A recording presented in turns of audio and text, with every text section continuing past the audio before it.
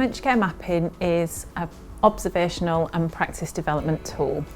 It was developed at the University of Bradford about 20 years ago, and it was developed for use in practice to help practitioners to be able to look at what the experience of care is like for a person living with dementia in a formal care setting, so a care home or a hospital. And you train staff from a care provider organisation to use the tool by going on a 4-day training course, and they come back and then implement it in their workplace. It involves a 5-stage process. So first of all, they brief the staff team about what dementia care mapping will involve. They conduct some observations which are about getting to understand the experience of the people with dementia who are living in their care setting.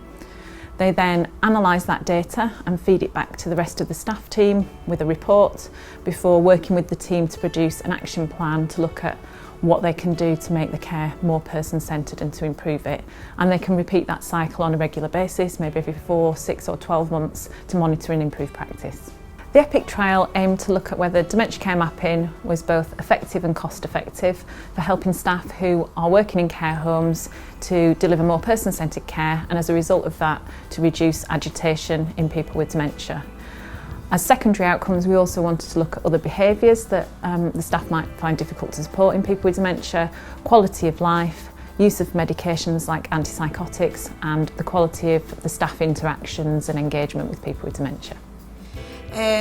People that tend to come and live in a care home, it's a really daunting experience. You know, there's loss of friendship, loss of relationships. So it's really important that we support people to create new friendships, new relationships in a care setting.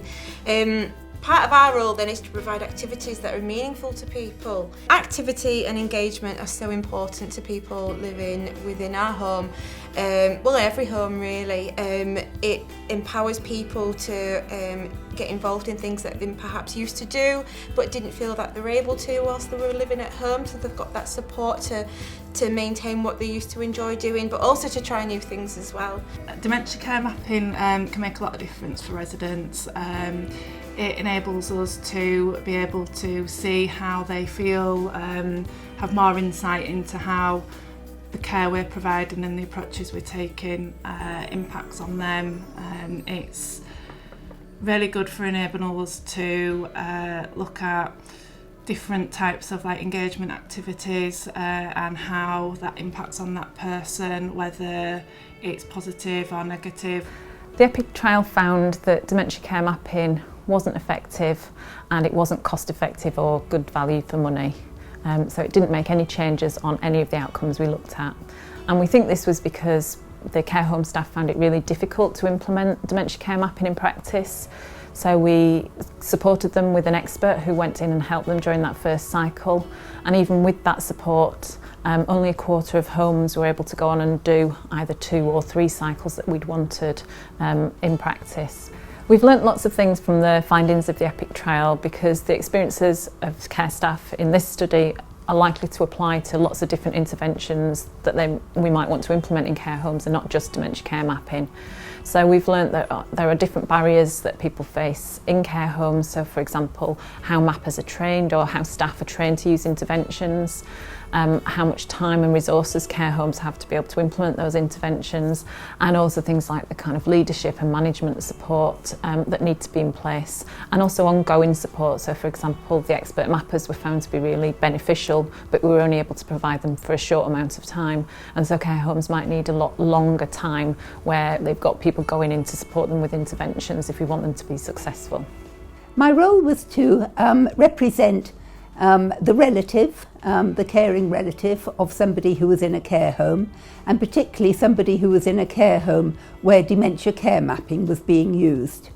I think the impact that I had on the EPIC project was to reflect the point of view of a concerned relative. So, for example, when we were looking at devising questionnaires for the residents in the care homes, I knew the kind of words and phrasing and the size of font that people would be able to understand better. And also when we were doing the same kind of questionnaires for the relatives, I think we provided the non-academic, the lay perspective on the project and on the communications for the project. Something that was really important to us was making sure that we were able to disseminate the findings of the research back into the care homes where it had taken place. Firstly, we went to speak to relatives, residents and staff about the findings, and wherever possible we went to meetings or we just popped in to see people and talk to them about it. We also, with the PPI group, prepared summaries for each of these groups. So there was a summary for people who'd been implementing dementia care mapping to give them some kind of hints and tips about how to do it going forward. There was a summary for residents, which really clearly spelled out the key findings in a large font with lots of pictures in a way that was really clear for people to see, and what this meant for their care. And similarly for staff and relatives, we targeted it at things that we thought they might want to understand. This was things like for the staff, more about what might this mean for practice, what does this mean for what you do going forwards when you're caring for people with dementia. And for relatives it was more like what sort of things might you see changing as a result of this.